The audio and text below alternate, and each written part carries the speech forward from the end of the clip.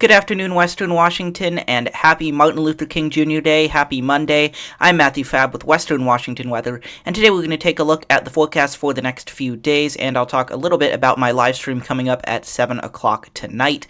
So starting here with the satellite imagery, you can see a lot of snow cover across parts of eastern Washington there, especially look at some of the plateau there in Douglas County between the Columbia River and the Grand Coulee there. Look at all the snow cover over the mountains, and you can see just a little bit of fog there around Olympia, and a lot of high clouds moving across western Washington today. So you can see we've had some really beautiful conditions over the last few days. I got some great alpenglow on Mount Rainier there, as seen from my drone last night, and also the night before. We've had some really nice sunny days, and that will continue today as well with those high clouds, and then some more sunny conditions tomorrow on Tuesday. Let's take a look at low temperatures. So it was another pretty chilly morning. You can see some places along the coast in the upper 20s there.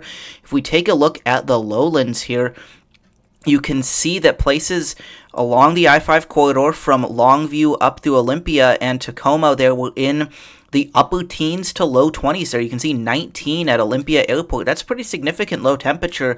And then you can see here in the metro area, we had lows in the mid-20s away from the water down to the low 20s out in the Snoqualmie Valley and up by Everett and Arlington there, upper teens. And then along the water there, you can see lows in the upper 20s to low 30s. You know it's a decently cold time around western Washington when places on Puget Sound there are in the upper 20s.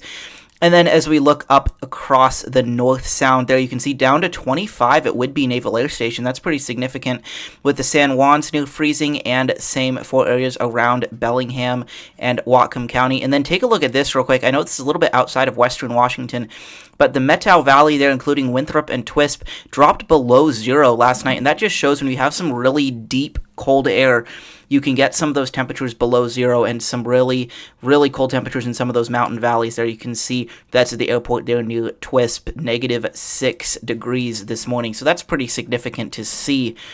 Now taking a look here at the European model, we're going to look at the overall pattern here. You can see that we are under some ridging, and that ridging is going to strengthen as we go through Monday. See this ridge building offshore, moving into western Washington there, and you can see that we're going to have some really high barometric pressure there, approaching 1,040 millibars across the area on Wednesday there. That is, if you're looking at a barometer you've got in your house, that's going to be almost pegging the scale there on some of them about how high that pressure is.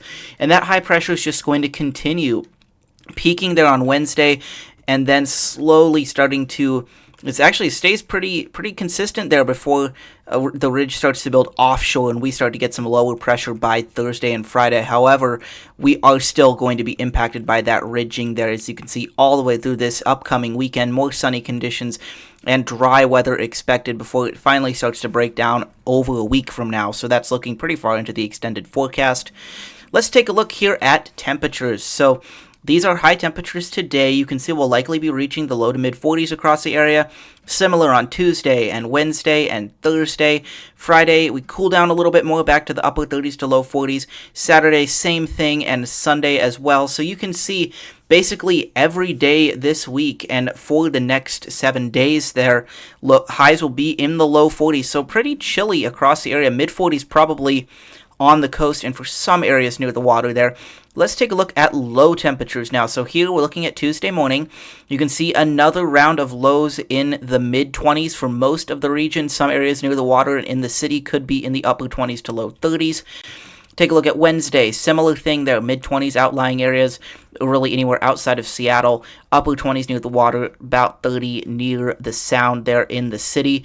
And then take a look at Thursday. We start to warm up a little bit there with lows in the upper 20s to low 30s. Though a lot of places, Tacoma southward and across some of the foothills there and the valleys, will still be in the mid to upper 20s. We moderate a little bit there by the time we get to Friday. We're going to have a system move through Thursday evening, and then Friday we'll have the lows increase a little bit to the low to mid 30s across the region. Maybe some upper 20s are possible, but areas near the water there will be in the mid 30s. But we come crashing back down again as that ridging continues. As we go into Saturday, there are lows back into the mid 20s. For most of the area, some low 20s out there in the outlying areas, near freezing in the city, and then we continue to get colder again Sunday all the way back down to the low to mid 20s for most of the area again, and that's just going to continue all the way to a week from now, and almost no rain at all during this time period as well. So almost every day for the next week will be below freezing in the mornings. If you've noticed, most areas are having the frost stay in place all day in some of those shady spots. Some places around my house here in Federal Way have had frost on them for over 3 days now because the sun never reaches those areas. So just a reminder to be careful in some shady spots, either on the roads or if you're walking. There can be some pretty slick areas, especially with frost building up over and over again.